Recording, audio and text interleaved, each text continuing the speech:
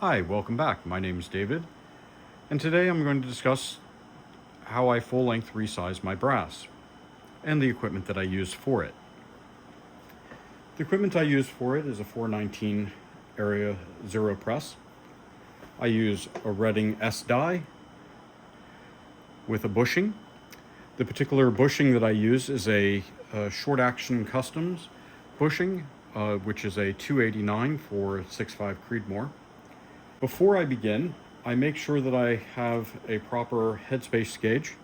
This particular one is from Short Action Customs as well. It also uses a flat base to be able to make sure that the case lands perfectly on the base. If you're going to use a base like this, please make sure that you do decap your brass beforehand, because if your primer is sticking out, it's going to give you a false reading. To set it up is fairly simple.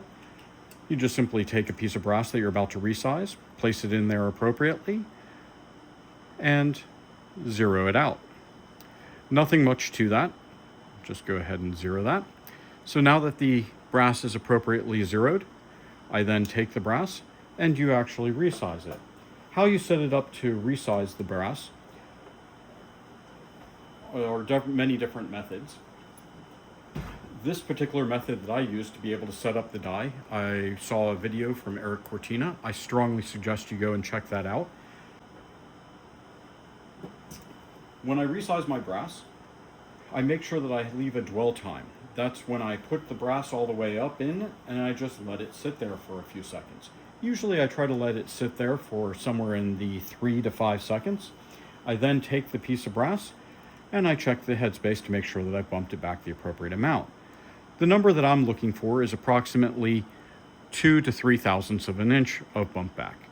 This particular one is 3 thousandths. Let's go ahead and do one more just to verify that. I take another piece of brass, double check that it's zeroed out appropriately.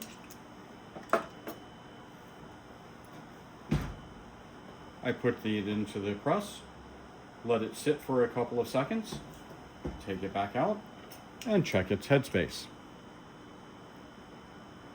Looks like about 3 thousandths. From here, I'll just repeat the process. I always work left to right to make sure that I know exactly what I have and that I haven't accidentally resized a piece of brass multiple times. Obviously, before I do my resizing, I anneal the brass, and all of these were just sprayed with lanolin spray lube. They go in very easily. I also roll size my brass for 308, 6.5, and 6 dasher.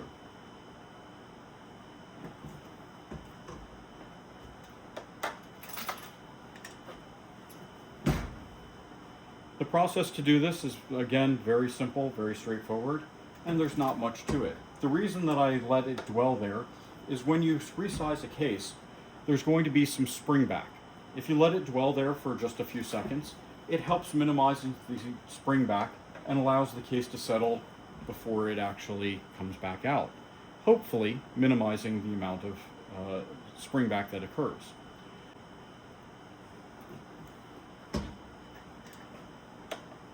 As you can see, the process is fairly straightforward, fairly simple. I'm going to fast forward through some of the parts of this video since the process is all the same. It just rinse and repeat, basically resize, wait a few seconds, and then start again.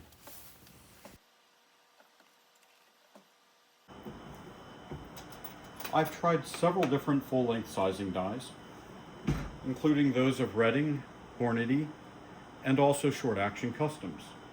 The Short Action Customs dies I thought were actually quite good on their design and manufacturing value, but I had some issues with them appropriately bumping back the right amount of space. I ended up switching back to the Redding die, and I've been very happy with my results ever since.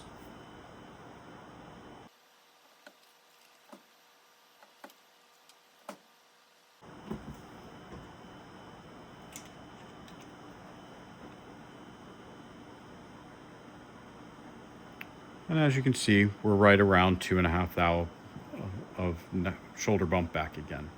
Exactly where we want to be. If you enjoyed this video, please consider liking and subscribing. I'll be putting out more information on my reloading process, and I look forward to seeing you in the next video.